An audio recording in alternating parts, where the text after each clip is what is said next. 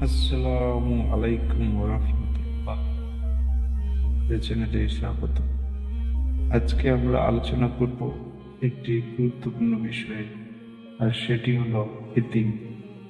চলুন শুরু করা যাক। ইসলামে এতিমদের প্রতি দয়া এবং সহানুভূতি প্রদর্শন করার বিষয়টি অত্যন্ত গুরুত্ব সহকারে বলা হয়েছে। এটি কেবল মানবিক দায়িত্ব নয়, বরং জান্নাত লাভের এক গুরুত্বপূর্ণ মাধ্যম। তুমি কি দেখেছ তাকে, যে ধর্মকে মিথ্যা বলে? সে ব্যক্তি যে এতিমকে ধাক্কা মারে। আল্লাহ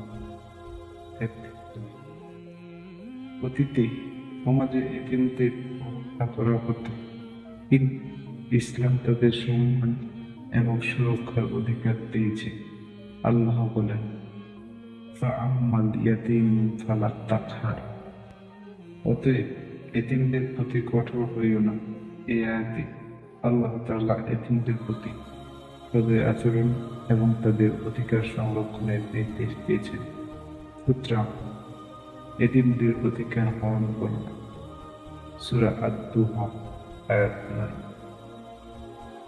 রাসূলুল্লাহ সাল্লাল্লাহু আলাইহি ওয়াসাল্লাম বলেছেন, যে ব্যক্তি এতিমের জন্য দায়িত্ব নেয়, সে জান্নাতে আমার সঙ্গে থাকবে। সহিহ মুসলিম, হাদিস নম্বর ৭৪৫৫। আমরা এতিমদের প্রতি আমাদের দায়িত্ব পালন করে জান্নাতের পথে অগ্রসর হতে পারি। রাসূলুল্লাহ সাল্লাল্লাহু আলাইহি ওয়াসাল্লাম বলেছেন, যে ব্যক্তি আল্লাহর সন্তুষ্টি অর্জনের জন্য এতিমের দেখাশোনা করবে, আল্লাহ তাকে জান্নাতে প্রবেশ করবে। সহিহ তিরমিজি, হাদিস নম্বর 1917। অন্তরে দয়া জাগ্রত হয় তিনদের পাশে দাঁড়ানোর মাধ্যমে। আপনার সামান্য দান বা সময় তাদের জন্য আশীর্বাদ হতে পারে। আমাদের দায়িত্ব শুধু এতিমদের খাবার বা আশ্রয় দেওয়া নয়, তাদের শিক্ষা ও ভবিষ্যৎ নির্মাণেও ভূমিকা রাখা। আল্লাহ তাআলা বলেন, তোমরা যা ভালো কাজ করো তা মা বাবা নিকটাত্মীয় এবং এতিমদের জন্য ব্যয় করো।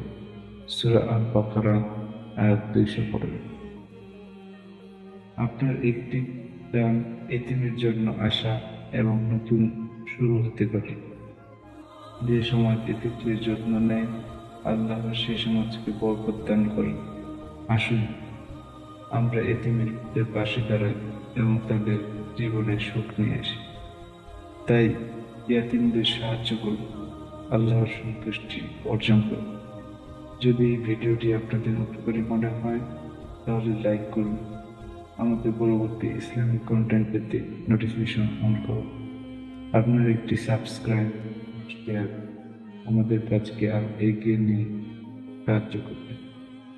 যদি এই ভিডিওটি আপনাকে অনুপ্রাণিত করে থাকে, অবশ্যই লাইক দিন এবং বন্ধুদের সাথে শেয়ার। সবার সুস্থতা কামনা করছি।